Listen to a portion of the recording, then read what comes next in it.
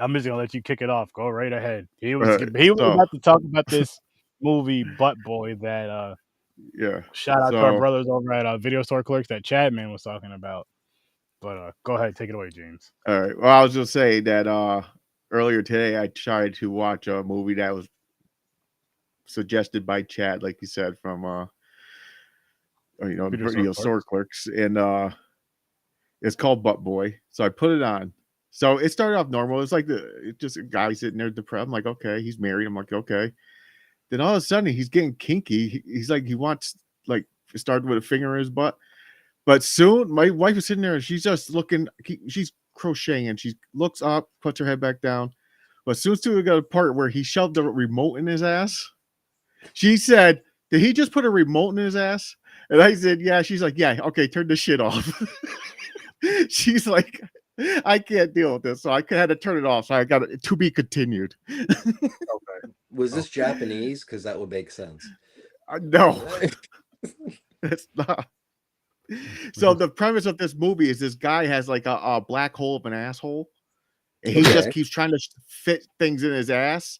Then there's a kid missing in the town. This is the plot, I guess.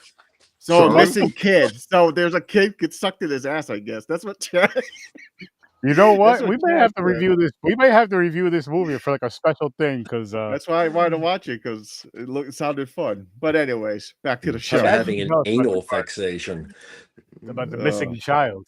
That's wild. Can one really go further than protagonist ingest child through sphincter? I mean, how do you go beyond that in a description? You know, I don't know. Throws the child up and the child's fine. Farts him out. We'll find out. I didn't get there. I'm just going off what Chad said. This sounds this sounds even better than Trash Humpers. Wait, whoa! Fuck? Wait. You can't say a title of that. What the hell is that? So do you guys remember a movie called Kids? Yes. In the 90s. Yep. Good movie. It was written by. I've never seen that movie, by the way. Well, it's amazing. It's really amazing. It's a good movie. Larry Clark, but it was written by one of the real life street kids, Harmony Korine. Harmony Korine then went on to do a very, very out there film called Gumo, which is there's nothing like it. But Harmony Korine started to do things that were a little bit more commercial, and she ended up doing. They ended up doing this old film that was about Marilyn Monroe and Michael Jackson, but Korine's first feature film, and it does run roughly about an hour and 15 minutes, is a shot on video film called Trash Humpers. And it's two guys with old man mask on, humping trash cans and various other things with the bare minimum of any kind of plot. The whole point of the movie is to try to be as absurd to the point that it becomes annoying and it's an endurance test to watch. But I will say maybe Butt Boy might, in a blackjack game, it could be either one. I gotta watch that Butt too. Boy or Trash Humpers. I gotta watch it. That's hilarious. That's a duo. And the Trash Humpers was available on the Criterion channel first. So yeah. Jesus Christ. I guess that's another thing I can add on to the SirSturdy, the HorrorWithSirSturdy TikToks, these weird ass movies like that. Or it's like, you know what, we may not sit down and give you guys a full review, but I'll watch them and kind of talk about them on TikTok. Oh man, a little bit. Because that's a lot. I may have to check those out. I'm gonna have to check those out. Mm-hmm. But we're not here for that tonight, guys, ladies and gents, people, horror fans, Sturd-o-Nights, whatever. Sturd-o-Nights. Sturd-o-Nights. Yep, that's what they're called now, Sturd-o-Nights. The Nights. But we're here for this movie, Loose. And again, this movie had me confused as shit. So we're gonna dive into it. I was confused in the beginning for a little bit, like probably like 40 minutes, like 30 minutes, half hour in. But then it started clicking a little bit what was And going this, on. you know what I want to say too is this movie wasn't as long as I thought it was gonna be. Hour and 10 minutes. It's Yeah, very I thought Yeah. I like going into it and the type of movie that it is or what you feel it is. I don't know what you're thinking it's gonna be like an hour and a half, hour and 45-minute movie, but an hour and 10. I was like, this is a really quick watch. I was like, oh shit, Mhm. I'm still confused. Although this wasn't Tilman Singer's official student film, he had another film called El Fin del Mundo, which was a German Colombian produced short. But this film was not necessarily something that was supposed to really get out there, but when they finished it, they decided they were going to enter it into film festivals with the assumption that if nothing else, if you get accepted, great, we're seen at a film festival. This film actually started doing very, very well at film festivals and was really well received at some of the fantastic film festivals like Stinges and stuff like that. And the life of this movie was kind of by chance.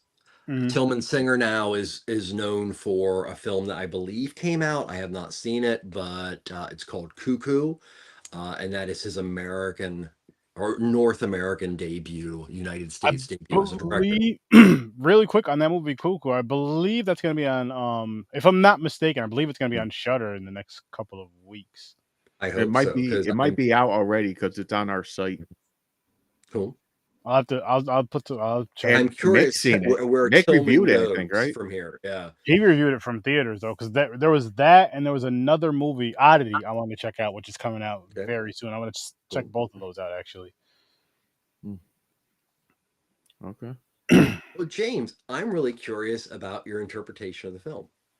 Okay, this is where I got. So I was confused. This is where so it starts off. She's in a police station. I'm like, okay. I'm like, okay. Then it's like saying shit. Then she leaves. Then she's in a cab or some shit. I'm like, what the fuck just happened?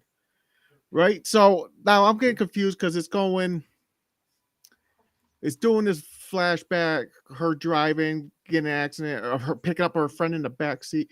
It's like a lot of weird shit going. And until I noticed, I'm like, okay, I noticed the supernatural part.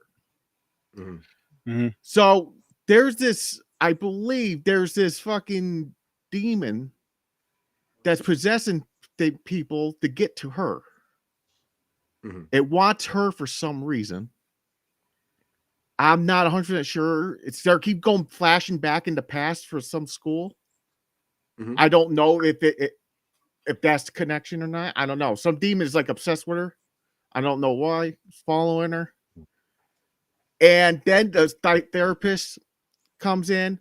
Then he gets possessed. That's when 100% I was like, oh, this is definitely a demon thing. Now he's possessed. I'm like, the fuck is going on? Because at first I didn't know this was going to be supernatural. I thought this was just like a fuck a mind fuck type of movie. You're like, what's going on here? So that's what I take what happened in this movie. I had a feeling it had to be some sort of demonic or paranormal type of thing. I mean, just from the cover alone, and when that actually happens in the movie, and I'm just like, okay. So I kind of get that part of it. I forgot about the cover. About the cover. I think what you were saying though, James, about how like at one point she's in the cab or like, and then another point she's in the police station, and then she's in that room, like, and it's like this big ass room that's kind of dark greenish color, I believe, a bunch of fucking chairs, and I'm just getting hypnotized. I don't know, pretty much, yeah. Because they want to know what happened that night, because she crashed the cab or killed the girl. Or I'm like, what the hell's going on? It was a little confusing, but it had my attention because it's like a puzzle. I'm trying to put it together. I'm like, what the fuck is going on here? I'm like, okay. So what'd you get out of it? Well, first of all, I want to say your interpretation is very much what, if you read the description on IMDb, it's pretty straightforward. Did you have that, Sturdy? You could read it, or Yeah, No, I pulled it up in Chat GPT, and I was just okay, kind of, as James was talking about, I'm kind of skimming yeah, just for myself to get a is better it? understanding. What he's saying is pretty much what it is that yeah. the It was demon. like, so a Luz walks into a police station. With her comes an entity that somehow follows her or continues to follow her to basically, it's almost like a strange love story. Hmm. Oh, Well, okay. I've seen this film That's weird. Okay. twice and none of that came to mind. No, I I didn't. watched this, Yeah, I was like, yeah, I didn't get any of that. To No. me, it was completely thematic. Um, it was okay. So right off the bat, there's a lot of references to older horror cinema. Let's take, the real basic thing here. One of which is wonderful, is the very few films actually reference Tobe Hooper's Life Force, which is this great movie that everybody hates, but it was really supposed to be called Space Vampires. But it hmm. is about aliens who feed off souls. And there's references there. The music in itself is yet again referencing a cross between John Carpenter and Goblin. From there, it really, in my opinion, starts getting very, very interesting. And let's tackle the first elephant in the room. Is why is this film in German, Spanish, Yes. French, English, and it's literally communicated at any point among the small group of characters. And many times the characters just flat out conflict themselves by saying, well, I don't speak this, and then this stuff. So, you know, for me, I think it's playing with language on a couple levels. At one point, when Dr. Rosini, which is an interesting side note in itself, a German dentist, part-time consultant for psychiatric issues. Yes, that's what he is. Yeah, it just, so he is German. There's no question about that. But it's okay. So the language thing to me. Okay, so my first take was I started noticing, of course, you can't watch this film and not think David Lynch. There's very Lynchian quality to it. But also, once I figured out it was made in Germany and what it was doing, as specifically with the small group area, very small cast, very sparse, virtually no outside images. The great subversive German filmmaker Rainer Werner Fassbinder. So it definitely makes a lot of allusions to his film. But okay, so this is where the language thing is for me. What does German represent in the film? It's a very guttural language. It's a very masculine language. It is also the language of Germany. Germany is a country that lives with an amazing amount of guilt. And also, based on the fact that Luz, who she is Spanish or Latina, depending, it doesn't tell you. There's some references to Colombia, which is kind of cute because the short film was partially produced in Colombia. You don't have any idea, except she's wearing a hat that says Chile. After the war, now Chile wasn't as involved as Argentina, but a large influx of Germans fled from Germany to the Chile Argentina part of South America, and they were at the time able to get in with amnesty. So a real base kind of reading for me on that is Germany still represents this very oppressive thing that is it also kind of came into parts of Latin America and were embraced with more arms than the actual people of those countries by their leaders. Also, Spanish is very much a love language, where you hear German. Not saying anything bad about German, but it does, sound sometimes like you're going to hawk a loogie. And Spanish is a very beautiful language. So Yep. I thought that was an interesting dichotomy that sell a lot for the film. Because actually there's one point where Dr. Rossini, or whatever he might be at the time, walks back to the booth that is a translation booth, which is hilarious considering the film. And well, he heads back to there. Wait, hold that thought. Oh, okay. Yes. He says there's a question about, do you speak Spanish? Do you speak Spanish? And references something to, I've known it since it began. Mm. And that to me made it feel almost somewhat colonial. And whatever Luz is, I didn't take it as a demonic force. I took it as something that could be guilt, could be trauma, could itself be the light that many, many people lose based on generational guilt and also oppression. Nothing what the supposedly the film's about. So Portrayed. Yeah. I mean, Bam. that's awesome. You got that from this film.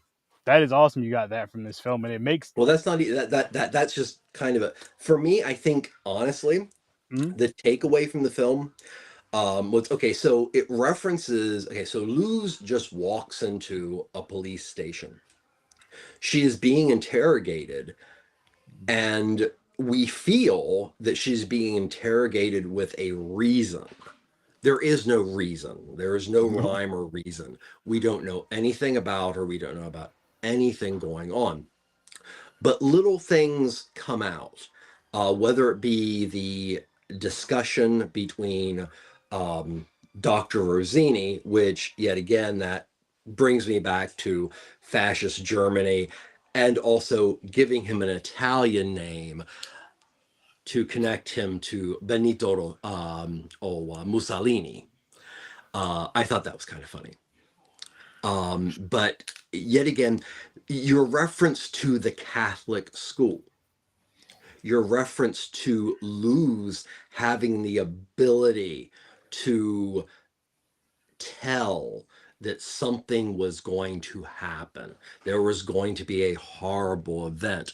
Luz is connected to who I feel Margarita is in the film, is it, and it's just literally touched upon like once. And that is, Luz is approached because one of her classmates believes they're pregnant. Luz, if nothing else, believes that she is a medium. She believes, at least, that if she thinks it or it happens to her, it must. So that there, even though she's fighting that, in my opinion, there's enough information given that there's something special about her, but I don't think it's demonic, honestly. Okay, so let's stick with the guilt era when it comes to religion, and it comes to being a female in something extraordinarily patriarchal, like the Catholic Church or any church in that example. That's where that light is. Where's that Luz? It's almost as like the light is taken away once we are made to fear our own trauma. Because, I mean, okay, I'll ask you guys. So she continually says a prayer that basically says, "Oh Father, who sucks dick in heaven, hallowed be thy name, and pertaining to a grandpa's crotch. Is that Now, the really quick before I yeah, forget? Is that the same thing she was saying when she first came to the police station? yeah, Same demonic continual. prayer or whatever. Okay, And the okay. thing is, I don't think it's a demonic prayer. I personally feel, with all the references to guilt in this, whether it be pertaining to Margarita, whether it pertaining to literally something as simple as, wait, your skirt is this many centimeters, I will beat you. Hmm. I'm going to forcefully put a the tongue thing down your throat. I mean, we don't have to, talk about Freud to understand that. Yeah. Um, but no, I think the light is what has been stolen through the guilt of trauma. And I took the prayers to actually be quite literal. And that would also potentially lost her light, or was always trying to obtain her life after those people in her life who should AE potentially past trauma that was of a Oh shit. molestation nature was all Hmm. connected to that. Now, I'm going to flat out say, even though I'm yabbering whatever, I do feel slightly embarrassed because I've seen this film twice and never bothered to look at the synopsis. So I went into this film both times just going, okay, this is all thematics. So it feels a little weird to just kind of go off on some of these theories and not having a lot of time because you feel like they're probably half baked. But after seeing this movie like an hour ago, this is the stuff that was popping around in my mind. Listen, I like it. I like it. Yeah, it makes sense to me. I mean, I guess it's one of those things too, where they say art is subjective and all that, and Hmm. you're watching a specific film or specific story, especially something like this, Hmm. to where it's not like 100% clear as to what it's saying. You know what I mean? To where it's like, Well, everything is ambiguous about the film. to where it's like If you watch it Titanic. without You knowing know it, what I mean? well, Like yeah, Titanic. You watch the movie, you know what the fuck Mhm. happened. The boat, Exactly. it didn't make it. This Mhm. movie, it's you could be telling whatever you're telling for your story makes sense and it's right in my opinion.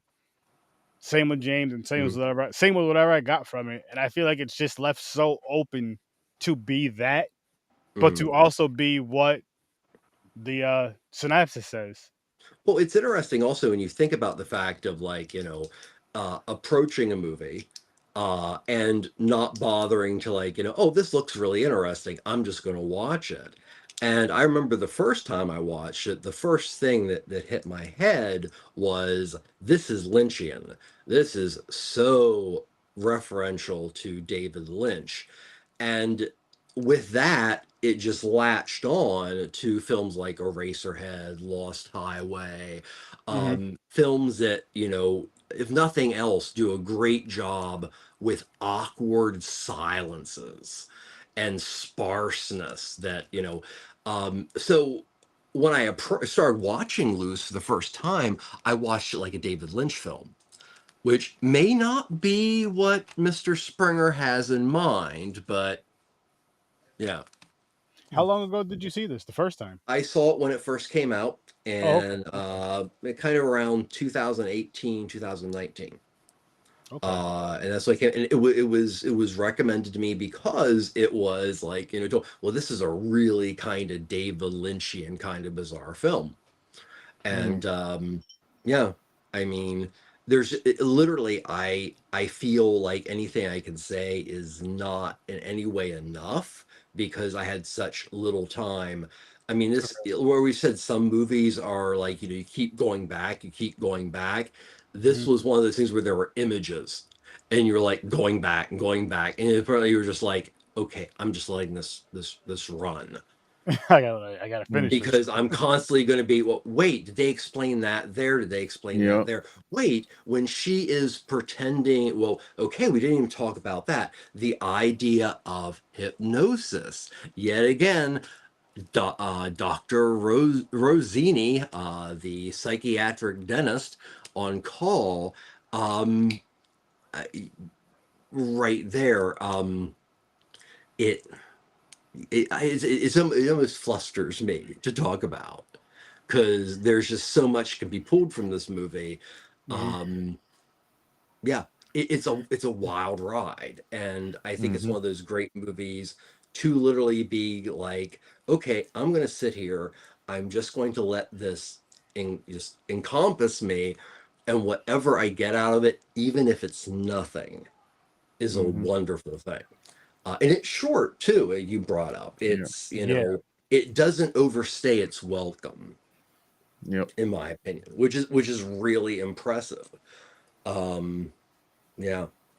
Yeah, I agree with you on that. Like, because again, this one confused me a lot, and I'll admit it. It's probably something I should probably go back to, especially after the conversations we're having tonight. Go back to it and definitely check it out again. Maybe even soon. Maybe even tomorrow. Honestly, maybe I'll throw it back on tomorrow and just kind of give it a little rewatch, just to kind of absorb between what we talked about today, and then just kind of maybe getting a better understanding of it. Because I was just like, "What is, you know what I mean? Like, what is going on?"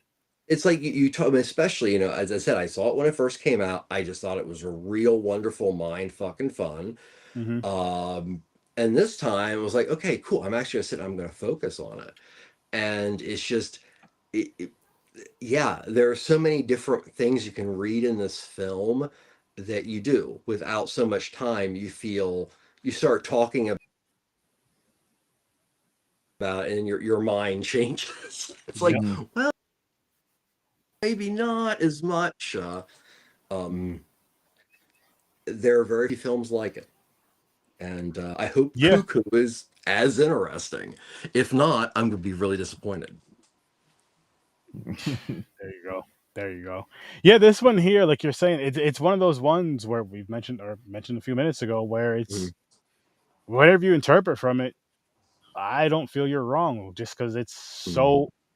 It is really that open and really that, like, it's not that direct. Like, this is what it is. This is what it is. 100%. Or maybe I just didn't see that.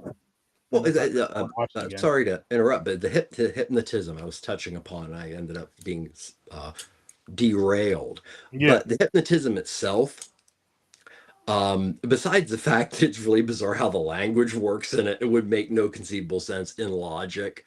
But that in itself is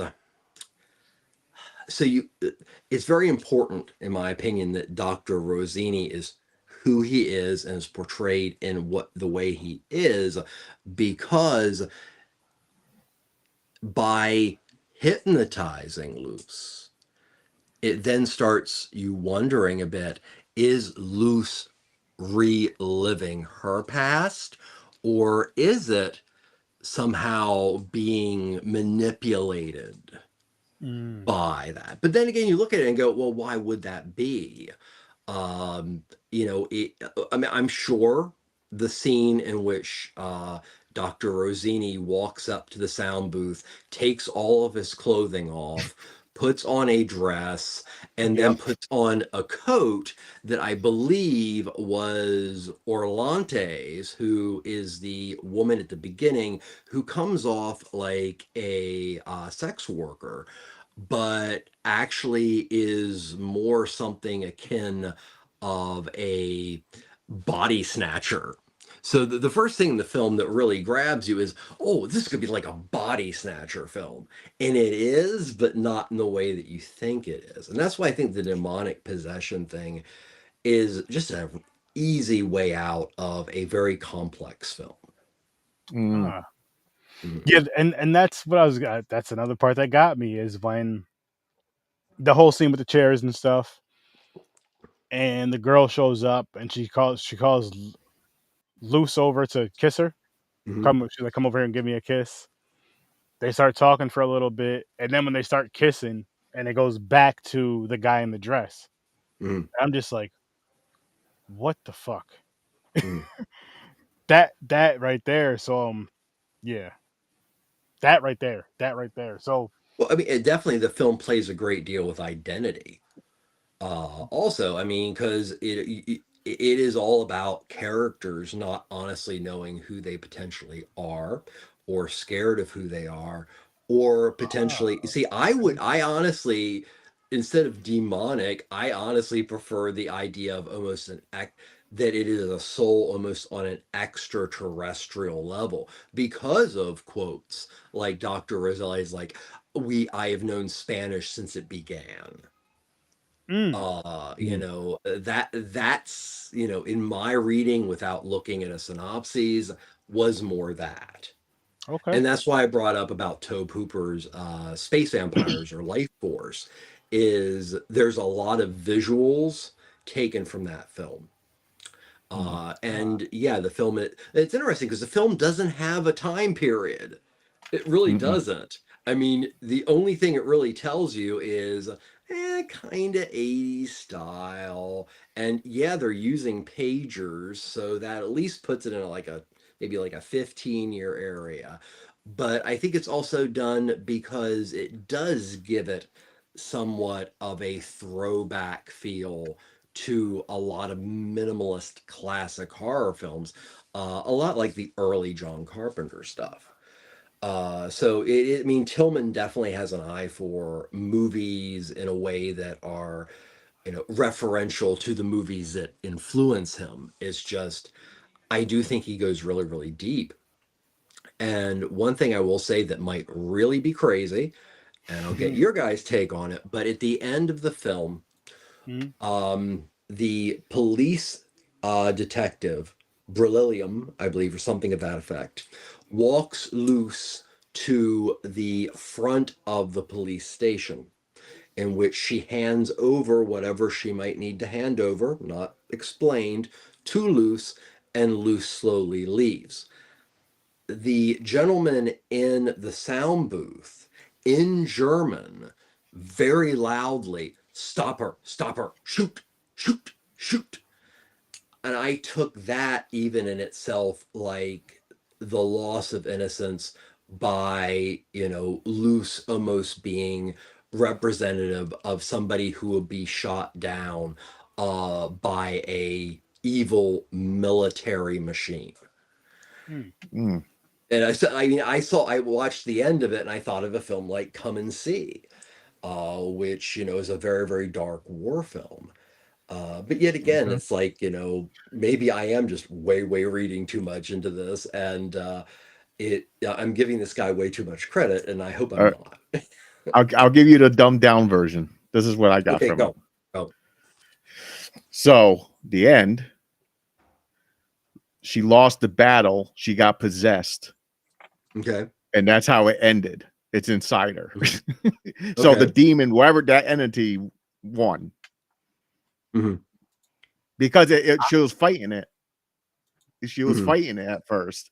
But then all of a sudden, it just made it seem like, oh, it got her. Because how she walked out of the building, like you said, the cop. And she just she walked in the same way. Yeah. I don't know. So did it ever leave her? I guess not.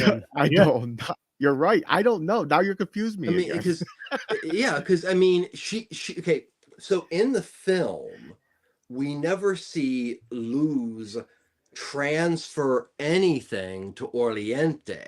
I mean, they come close to each other and everything, but there's no light transition. But Oriente is the first to present the light to Dr. You know, Rosini or whatever. It's right here, right? Yeah, that's true. So that to me, that doesn't add up completely, because did she ever have it to begin with? I don't know now. I don't know. You're right. You're right. I mean, it's I think it's best digested as a group of images and a use of language that is so playful in a very dark, traumatic way.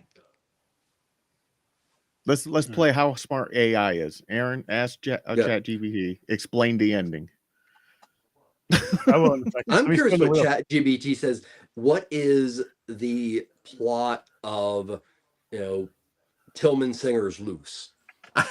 That's curious.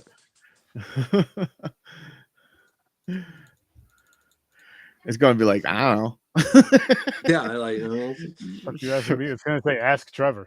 we Yes. closed our eyes for a second, and AI doesn't even know what this is about Yo, because that'd be we feel hilarious. hard Ask to like Trevor. what line You to don't know. use. Ooh, sleep So- tight. Sleep Never, tight, and then never seen this. if it picks a movie that has a sequel, I'll just respin it so we could do that movie the following, another time. All Mhm. right. So that means we don't have that many options. For it No, to we land on, do. 'cause- We have a couple options. I don't remember, but I'm just saying, just in case it lands on All right. one of those films. Oh, I'm gonna finally watch Battle Royale. At some point. Yeah. Awesome movie. Yes, Awesome, it is. awesome film.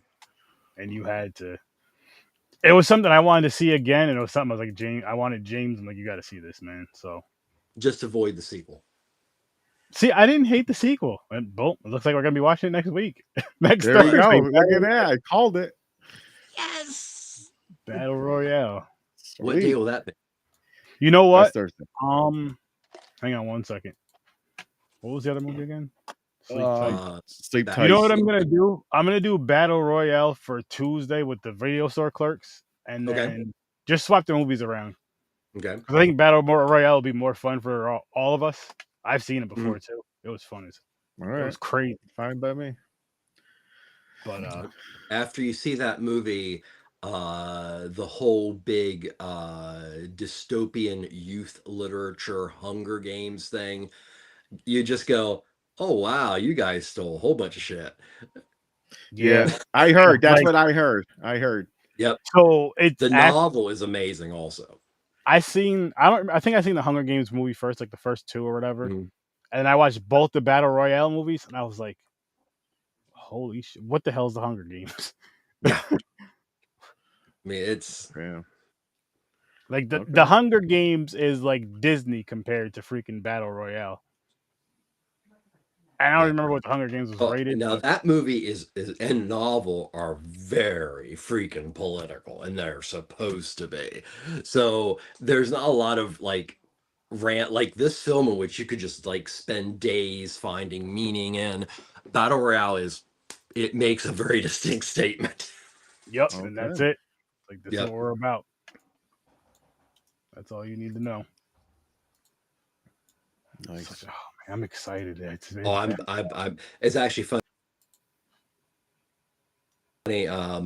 My partner Hannah and I were just recently around possibly revisit.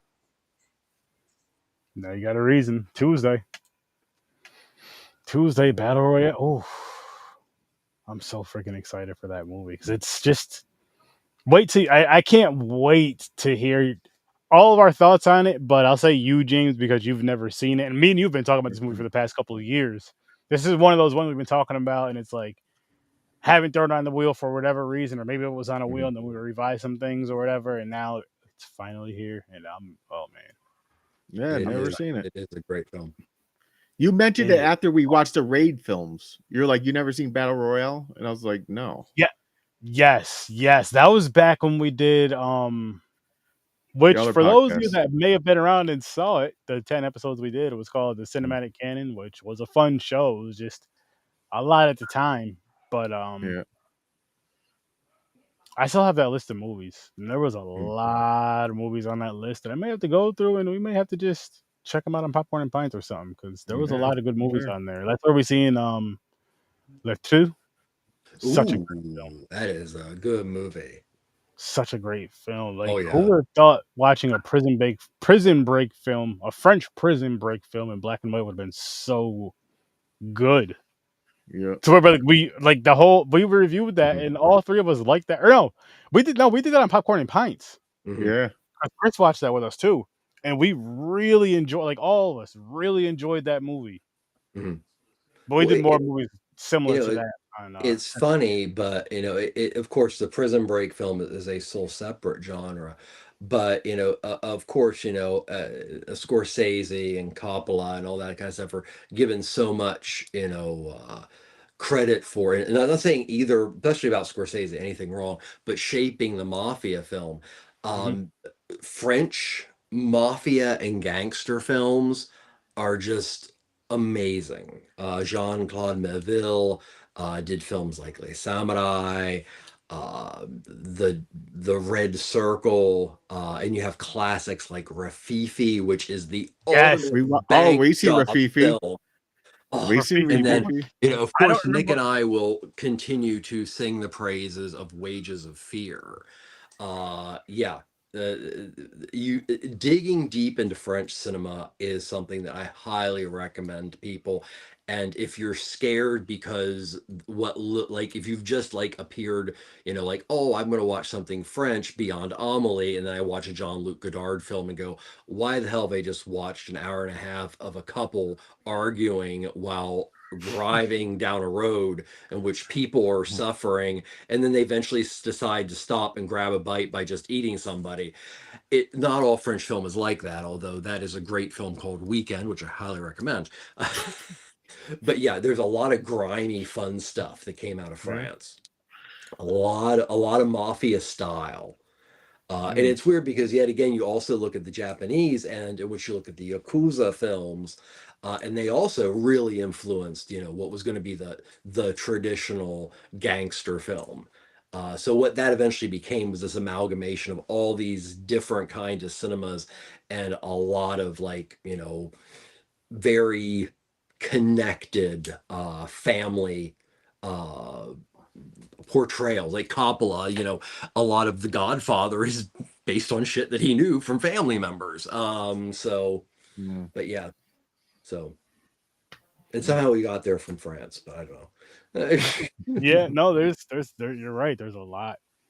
There's a lot of good fucking film out there, people. That's great. There's so and that's one of the real wonders about world cinema. And a lot of people, subtitles scare a lot of people, and I hate to tell you, yeah, they will be less scary as you get older when you start automatically putting the closed captions on. And when you've come to understand you have to do that based on your eyesight, like myself, then open yourself up to just finally watching subtitled movies, because Mm-hmm. you're doing it already, and it's this way to travel the world and travel time periods that is just lovely. It is, and honestly, it's another reason why I started the whole. I mean, we were doing foreign horror films all the time. We used to have just a wheel. We used to have a wheel for it. Mm. But then when I started switching things up to more theme wise, I was like, let's just, the backpack with Sturdy. Mm. Let's make that 2 months, because I do, during that time it's once a week. So I'm like, let's get as much out as we can. Let's get 8 movies out there and let's do them. And now, for the rest of this year, for the podcast portion of it, at least, going to be doing it. TikToks will be jumping back and forth between foreign and I really have enjoyed the TikToks you've been doing for these appreciate that. programs. Appreciate that. I've been having so much fun with it, and here's my problem. Okay. So I do my whole Sturd-o-Ween thing, which is 61 days doing a movie, Mm-hmm. and all that stuff, and I have a blast with it. And then I tell myself during this whole time, like, I need to continue this and just do this every day, because I really do enjoy this, and I enjoy the connection when I do get the connection with people, because I love horror and talking horror and movies in general. And then November 1st hits and November 2nd hits, and it's just like, I'm done. And not even, it just, like, I just stop. But like, I got to continue to keep. Mm-hmm. So I got to just, like, this time I have lists and all this other stuff and going. And it's fun though, man. It's so fun. I'll try to keep you stocked in weird shit, man. I appreciate it. Especially if it's easy to find on I mean, I know it's tough, but the ones that are easy to find on streaming, I'm gonna be starting people. Like, I'm There are doing ways more. to find things that are not illegal that just people just don't know about. There you go. If ever, I will always keep you guys abreast of that if I recommend something that was. Okay, there you go. Trevor's our go-to for weird shit, 100%. Of course, yeah. Not that he wasn't before, but now it's signed, sealed, and delivered, like the song. Yeah. 100%. But no, like, as far as the TikToks go now, I'm just, it's just whatever movie I'm watching during the day or whatever movie I think of. Like, today's was actually Tuesday's movie. I was like, I have to tell people about this that are into that type of horror. I had to throw in the Cat 3 the Cat 3 category 3, because I'm like, this is something, if you're into the extreme crazy horror, check it out. If you're not, the only time I tell you not to watch your movies is if it's really gonna bother, like, really make you feel uncomfortable, and it's more so when it's like crazy extreme shit. You know what I mean? Versus like a slasher or something like that. It's just like whatever. But the crazy extreme, that when I say, if I tell you to watch at your own risk, that's not because it's a bad movie. That's because it's more so of, it may really mess with you mentally. It may really bother you, like hurt your soul. It might trigger something. Trigger, that's the word. Trigger you. Yes, I keep trigger. getting that same word. Trigger. So yeah, that's one of those. But I had to. I'm just like, 'cause there's so many people out there that would enjoy that movie or may have never heard of it, and then there's also people that like movies based on true events or movies based on true stories, and that is, and people may want to read that or watch that, and then watch that and then go back and. It's important to, because a movie like Dr. Lom is an extraordinarily good true crime movie, yet still made very much for entertainment, but was very true to the case. And right now, I mean, I know from my kids and everything, true crime is so amazingly popular, and that's why I say, like a film like Dr. Lamb, there is one example of, there are a lot of great serial killer films out of Scandinavia, of all places. Oh wow! So there's all kind of fun stuff if you just dig. Yeah, well, be digging for more in here, people. Trust me. Now, it's so much better to, like, as I said before, Dr. Lom is based on a true story. Texas Chainsaw Massacre uses it as a tagline. It's to make people think very loosely based. Yeah. Very loosely based. But I will say this about Texas Chainsaw Massacre 2003. They did a very good fucking job making you think that it was like really based off of some real shit, like 100%. Which one was that? Leatherface? Is that the one that followed? Is it the one that came with the did it come with the thing that you bought the movie? It comes with the letters and the clippings and the shit. metal case. It came with like you open up like a little evidence thing and it had like little picture. It had like pictures of like evidence pictures from the movie, I believe. Okay. Well, that wasn't the one that was. Cause this is the thing. So as far as a franchise, it has a very problematic history. Texas Chainsaw Massacre films make no conceivable sense when it comes to that. Because when I ask, of course, there's the sequel by Tobe Hooper, which either it's a love or hate thing, but it is so wonderful. Then Leatherface came out. Then there was the McConaughey one, and there was something. It gets so confusing. Oh, this one was the Texas Chainsaw Massacre. This one came out. I'll show you the movie cover. Hang on one second. Get it loaded up. But this one came out in 2003. It was Jessica Biel.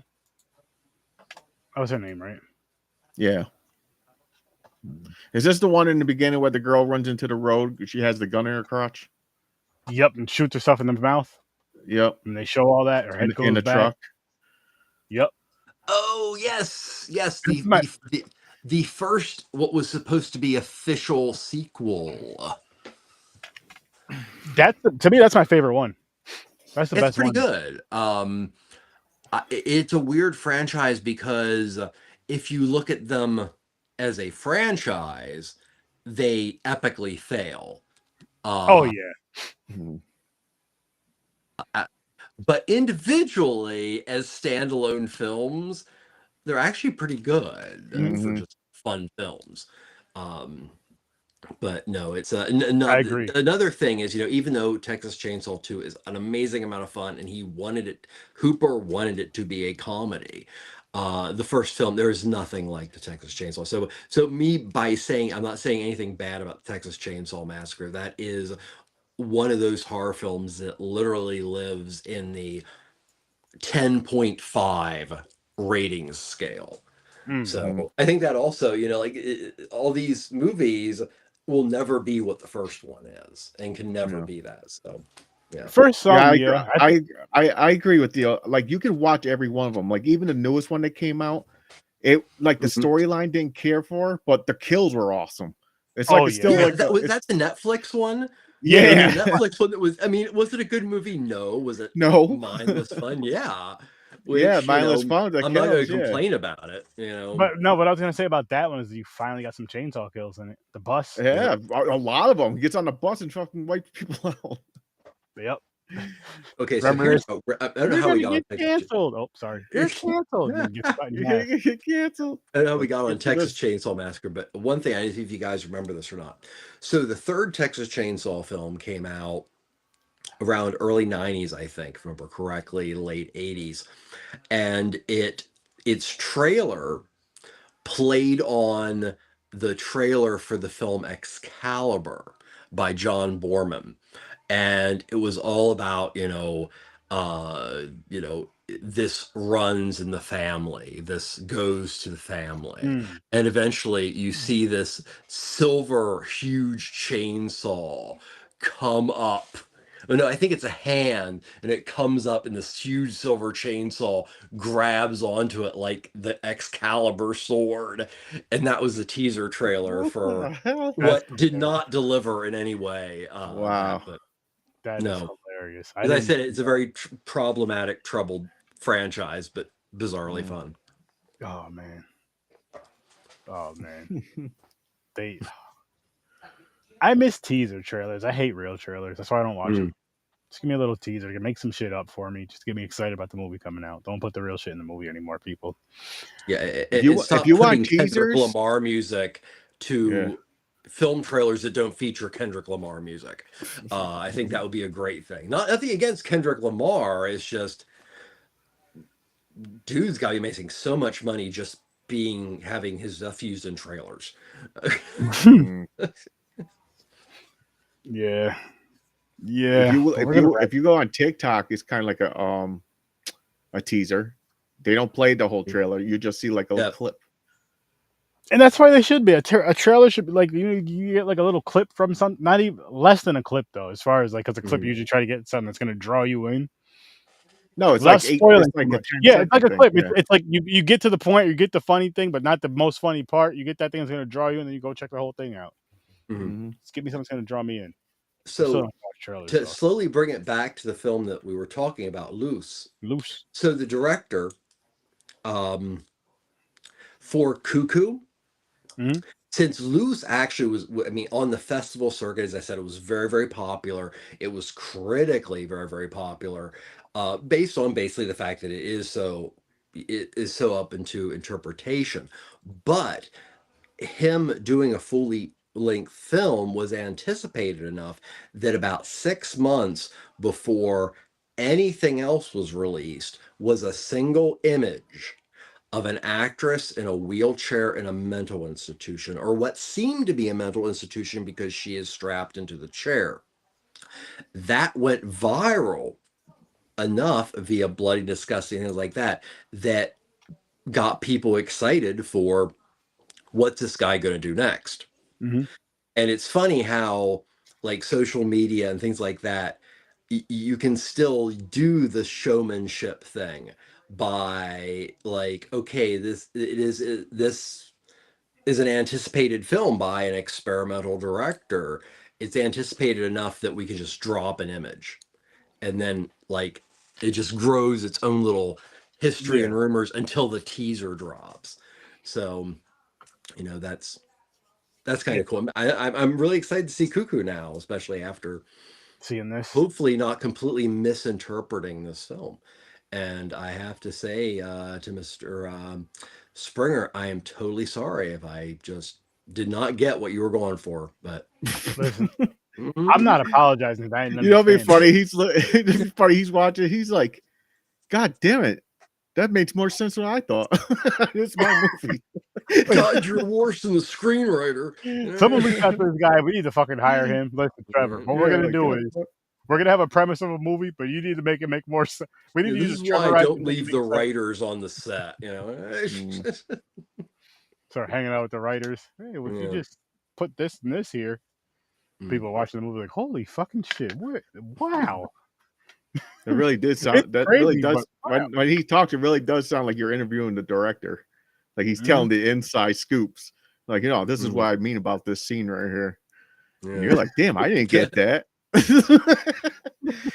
Like I said, I don't know if any of it is honestly, what the intention was, but if it is. I am jealous of your brain, because what you come up with, if it is wrong, it's still genius It might at the same had time. made sense, you know. Yeah, it's genius at the same time. Yeah, It's like yeah, so it's yeah, good.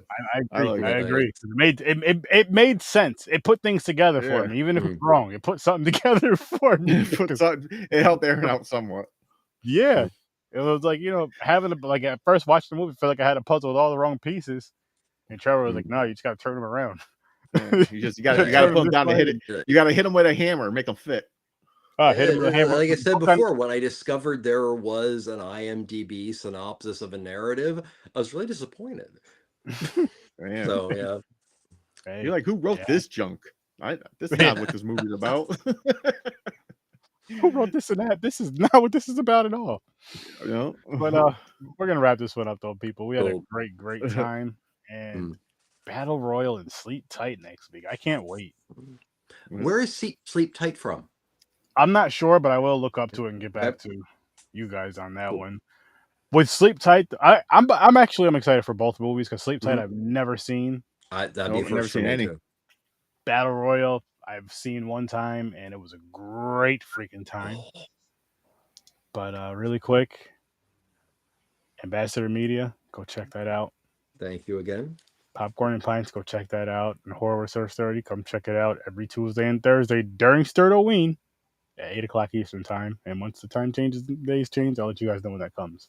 But during Sturd-o-Ween, from now until Halloween, September 1st to Halloween. So, you know, stay tuned. Well, yeah, we're finishing the year off with more foreign horror. I cannot wait. Black and white horror next month will be, or in November. Be on the You guys lookout are for that. doing Black Sabbath or Black Sunday is on there, right? Baba's film.